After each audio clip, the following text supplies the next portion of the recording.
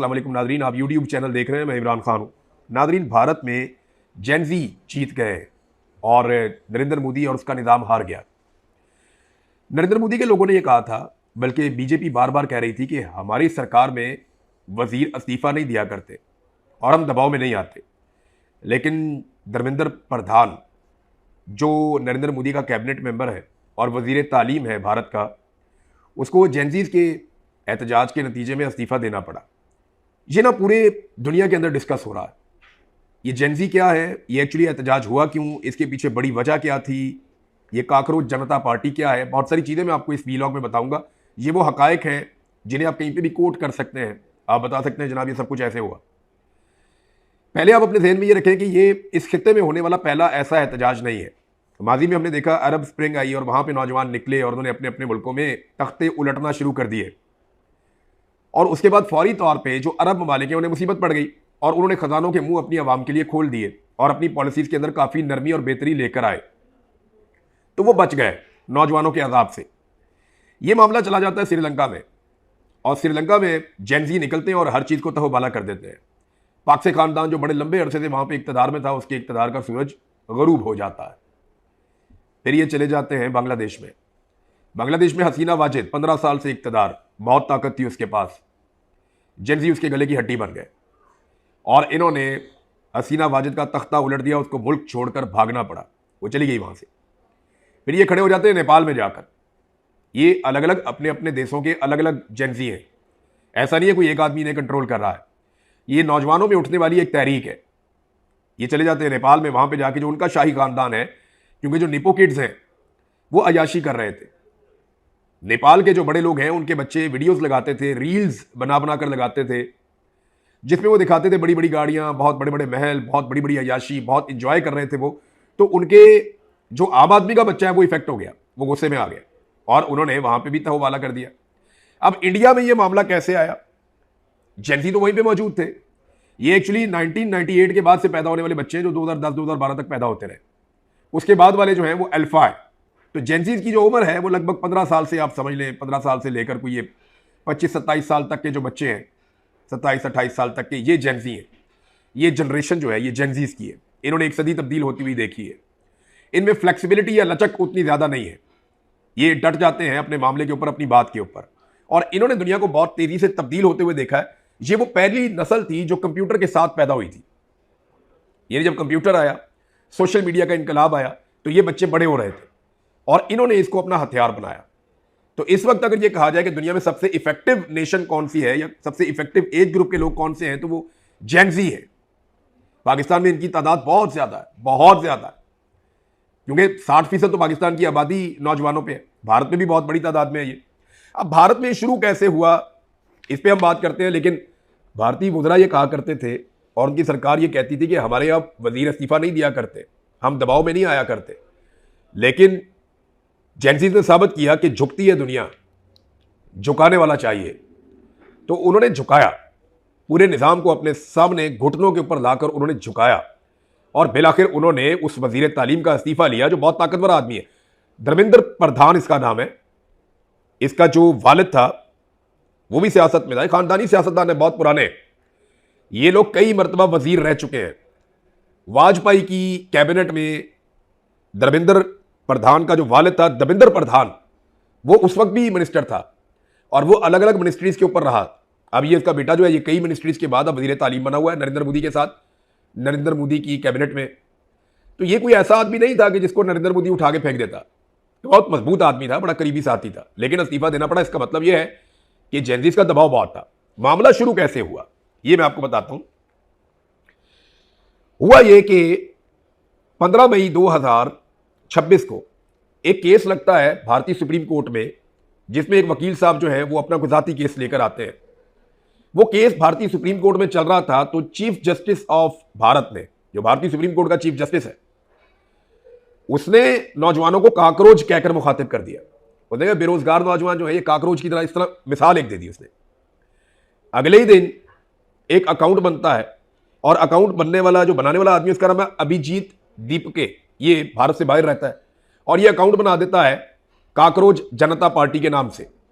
इस वक्त इंडिया की सबसे बड़ी पॉलिटिकल पार्टी बीजेपी है, भारतीय जनता पार्टी, वो एक पार्टी बनाता है काकरोच जनता पार्टी। तंज में इसका ये नाम रखा गया। चीफ जस्टिस ने बाद में सफाई पेश की, जनाब मैंने इसलिए नहीं किया था, मैं तो सिर्फ उन नौजवानों का या उन पे तनकीद कर रहा था जो जाली डिग्रियां लेकर आते हैं, मैं असली डिग्री वाले नौजवानों की तो बात ही नहीं कर रहा था। लेकिन चीफ जस्टिस से जो गलती होनी थी वो हो गई, जो बात निकलनी थी। वो कहते हैं ना कि जो बोल जबानों निकल गया वो तीर कमानों निकल गया। तो जो भारतीय चीफ जस्टिस ने करना था वो कर दिया, नौजवानों ने जो करना था उन्होंने भारतीय जनता पार्टी के मुकाबले में उन्होंने बना दी काकरोच जनता पार्टी। दीपिके जो है, अभिजीत दीपिके, वो भारत वापस आ गया। इस वक्त ये तहरीक इतनी बड़ी ऐसे हो गई कि मिलियंस में लोग इसको फॉलो करना शुरू हो गए। नरेंद्र मोदी के जितने लोग पढ़े लिखे लोग मुखालफत करते थे वो सारे के सारे अपने आप को काकरोच जनता पार्टी के साथ जोड़ने लगे। मजाक मजाक में ये पार्टी इतनी बड़ी हो गई कि दिनों में इसके फॉलोअर्स मिलियंस के अंदर चले गए, बहुत बड़ी और तगड़ी पार्टी बन गई। फिर हुआ ये कि इनको एक मुद्दा मिल गया खड़े होने के लिए, लड़ने के लिए। लेकिन बिलाखिर नरेंद्र मोदी को खुद सामने आना पड़ा। नरेंद्र मोदी ने एक स्टेटमेंट दिया और स्टेटमेंट के बाद आज का दिन था, मैंने आपको पिछले वीडियो में बताया था कि आज भारतीय हुकूमत को फैसला करना होगा। उन्होंने फैसला किया और जेनजी जीत गए, धर्मेंद्र प्रधान का इस्तीफा आ गया। अब क्या होगा? होगा ये कि नौजवानों ने यह भी अनाउंस कर दिया है कि यह शुरुआत है, हमारा मकसद अभी पूरा नहीं हुआ। हम एक अगर अजीम भारत बनाना चाहते हैं या डेमोक्रेसी यहां पे होनी चाहिए, आजादी इज़हार राय होनी चाहिए, भारत के अंदर अगर भारतीयों की बात सुनी जानी चाहिए तो बहुत कुछ करना बाकी है और वो नौजवान अब करेंगे। नरेंद्र मोदी ने यह फैसला क्यों किया कि वजीर को हटा दिया जाए, इसके पीछे कुछ चीजें हैं, मैं आपके सामने रखता हूं। नंबर एक, यह एहतजाज था और नौजवानों का पुरअमन एहतजाज था। नंबर दो, इसमें सिर्फ मार कुटाई हुई है। पहले कहा इस्तीफा नहीं देंगे। इंडियन मीडिया बहुत बुरी तरह एक्सपोज हुआ इस सारे मामले में। इंडियन मीडिया का एक बड़ा हिस्सा नरेंद्र मोदी की बी टीम के तौर पे काम करता है। हमेशा हमेशा वो नरेंद्र मोदी की गुड बुक में रहना चाहते हैं, नरेंद्र मोदी के साथ अच्छी अच्छी मीठी मीठी बातें करते हैं। और नरेंद्र मोदी ने जितना गोदी मीडिया को एंजॉय किया उतना किसी ने नहीं किया। मोदी ने आहिस्ता आहिस्ता मीडिया में अपने लोग भर्ती किए। नरेंद्र मोदी ने, जैसे पाकिस्तान में टाउट्स है ना, या पाकिस्तान में जिस तरह के लोग हैं कि नरम नरम बात करते हैं, हुकूमत आ जाए तो उसके हक में हो जाते हैं, हुकूमत चली जाए तो फिर चुप कर जाते हैं। हुकूमतों के खिलाफ बात करने से लोग पाकिस्तान में डरते हैं। कुछ सरपरे होते हैं जो हर हुकूमत के खिलाफ बात कर लेते हैं, लेकिन ज्यादातर पाकिस्तान में भी मीडिया अब कंट्रोल्ड है। खासतौर पे मिलिट्री एस्टेब्लिशमेंट ने मीडिया को कंट्रोल में रखा हुआ है। भारत में ये नरेंद्र मोदी काम कर रहा था, पाकिस्तान में ये काम आसिम मुनीर और उनके जर्नैल कर रहे हैं कि मीडिया को कंट्रोल करना है। तो मीडिया अपनी क्रेडिबिलिटी खो गया। भारत में नौजवानों ने मीडिया की वो बेइज्जती की और वो मीम्स बनाए कि कानों को हाथ लगवा दिए। दूसरा, याद रखिएगा, इस एहतजाज में सारे लोग संजीदा नहीं आए थे। उनका मकसद एक था, वो अपने मकसद के हक के लिए, अपने हुसूल के लिए आए थे। लेकिन उनमें बहुत सारे लोग हंस रहे थे, गाने गा रहे थे, मजाक कर रहे थे, डफ बजा रहे थे। जेंजी है ना, वो अपना टाइम बहुत अच्छा गुजारते हैं, वो अपनी रील्स भी बनाते हैं, अपनी मीम्स भी बनाते हैं। उन्होंने नरेंद्र मोदी को गाने भी सुनाए और गालियां भी सुनाई। जेंजी है, वो जो भी करते रहे, उन्हें कोई परवाह नहीं थी मीडिया उनके बारे में क्या कह रहा है, उन्हें कोई परवाह नहीं थी कि लोग उनके बारे में क्या सोच रहे हैं। पुलिस वाले आते थे, पुलिस वालों के साथ भी मजाक उड़ाते थे। पुलिस वाले उनके पीछे भाग रहे हैं मारने के लिए, वो रील्स बना रहे हैं, वीडियो बना बना के डाल रहे हैं, देखो ये क्या हरकत कर रहे हैं। वो एक लड़की है, वो फौज वहां से जा रही है गुजर के, उनको वो कह रही है कमांडोज को कि क्या आप हमें मारने आए हैं, क्या आप हमें मारने आए हैं? अगर आपने मारना होगा तो जरा पहले बता देना, मैंने आज खाना ठीक तरीके से नहीं खाया हुआ, मेरे से भागा नहीं जाएगा। ये इस किस्म की मीम्स बनाई, सिक्योरिटी फोर्सेस के नाक में दम कर दिया। जेंजी यही है, ये पाकिस्तान में भी है, हर तरफ है। हाँ, वहां बहुत सारे लोग जो है संजीदा भी थे, उन्होंने बहुत संजीदा, बड़ी पढ़ी लिखी बातें की हैं, बड़ी लॉजिकल और बाशऊर बातें की हैं भारतीय नौजवानों ने। फिर प्रोपेगेंडा किया गया इसके पीछे पाकिस्तान है। नौजवानों ने परवाह ही नहीं की, उड़ा के रख दिया प्रोपेगेंडा। फिर कहा गया जी ये जनाब बहुत गलत लोग हैं। उन्होंने कहा जी जो आपने कहना है कहें, हमने अपना मकसद पूरा करना है। हिंदी में कहते हैं लक्ष्य, कि हम अपना मकसद पूरा करेंगे। उन्होंने कर दिया। वजीर उन्होंने फटका दिया। भारत के फनकार भी आए, इंसानी हकूक के अलमबरदार भी आए, सारे उनके साथ खड़े हुए, ये सोचे बगैर। पोजीशन पार्टियां भी आई उनकी, ये सोचे बगैर आए कि लोग क्या कहेंगे, असर क्या होगा, फिल्में नहीं मिलेंगी, हुकूमत दबाव डालेगी, मोदी जीना मुश्किल कर देगा। कोई बात नहीं, वो लोग हक के साथ खड़े हुए। अब भारत की सरकार भी मुबारकबाद की मुस्तहिक है। एक तो नौजवान जो है वो मुबारकबाद का मुस्तहिक है, वो डटा रहा, वो जीत गया। भारतीय हुकूमत भी मुबारकबाद की मुस्तहिक है, इसलिए कि उन्होंने अपने नौजवानों पर गोली नहीं चलाई। भारतीय सरकार ने चादर और चार दीवारी का तकद्दुस पामाल नहीं किया, नौजवानों के घरों में घुस घुस के उनकी माओ बहनों को, बेटियों को बेइज्जत नहीं किया। भारतीय सरकार ने या उनकी सिक्योरिटी फोर्सेस ने नौजवानों को जबरी तौर पे गुमशुदा नहीं किया। उन्होंने जबरदस्ती तहरीक से अलग करने के लिए उनसे बयानात नहीं दिलवाए। तो वो जबर जो हमने पाकिस्तान में देखा या हमने बांग्लादेश में देखा, वो हमने भारत में नहीं देखा। बांग्लादेश के नौजवान भी जीत गए, भारत के नौजवान भी जीत गए।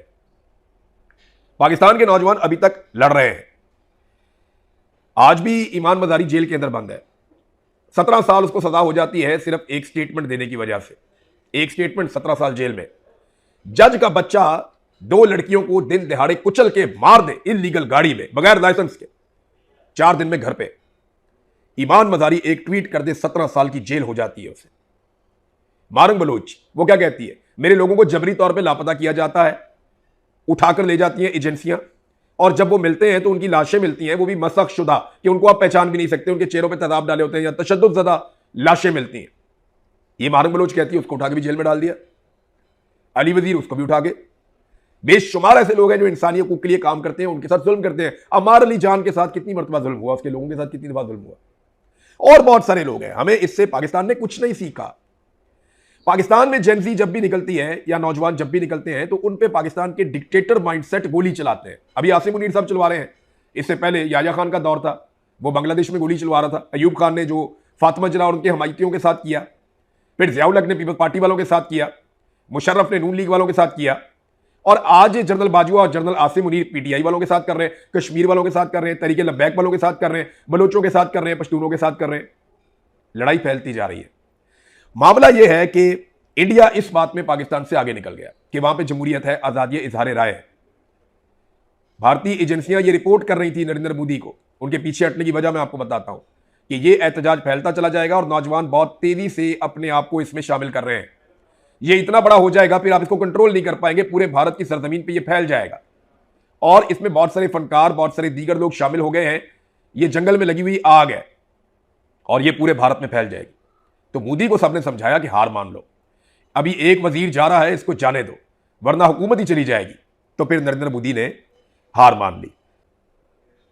इंडिया में 22 लाख नौजवानों का एक इम्तिहान चोरी हुआ, उन्होंने मुसीबत डाल के रख दी। पाकिस्तान में पूरा का पूरा इलेक्शन ही चोरी हो गया जिसमें करोड़ों लोगों ने वोट डाले थे। कोई जवाब देने को तैयार नहीं है। जो सवाल करता है उसको गोली मार देते हैं या जबरी तौर पर लापता कर देते हैं।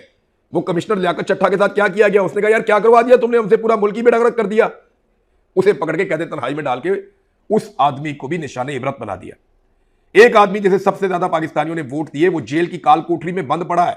उसके बारे में कभी क्या रिपोर्ट आती है, कभी क्या रिपोर्ट आती है, लेकिन बंदूक के बलबूते पे, डंडे के बलबूते पे ये कंट्रोल कर रहे हैं। याद रखिएगा, इनका अंजाम बहुत ही बुरा होगा। नरेंद्र मोदी अक्लमंद था, उसे समझ आ गई कि इनसे बचना कैसे है। और वहां वो वोट से इक्तदार में आते हैं, ये तो बूट के साथ लटक के इक्तदार में आते हैं। तो जिस दिन अवाम ने ये बूट पकड़ के बाहर फेंक दिया ना, तो इनके पांव जलेंगे, क्योंकि इन्हें धूप की आदत ही नहीं है। इन्हें पता ही नहीं है कि मार क्या होती है और रिएक्शन क्या होता है। जब रिएक्शन आया ना पब्लिक का, तो इनको लग पता जाएगा, क्योंकि जितना आप जुल्म करेंगे ना, ये जेनजी उतनी मजबूत होती जाएगी। मैं लिख के देने को तैयार हूं, पाकिस्तानी नौजवान ज्यादा मजबूत है, ज्यादा जबर और जुल्म का उन्होंने सामना किया है, वो ज्यादा बाशऊर है। हमारी तहरीक के अंदर जो नौजवान है, पाकिस्तान के अंदर कोई भी तहरीक जब खड़ी होती है, हम उन्हें देखते हैं, वो ज्यादा बेहतर बात कर सकते हैं। लेकिन यहां जो फस्तायत का माहौल है, वो नौजवानों को लगातार ट्रेंड कर रहा है।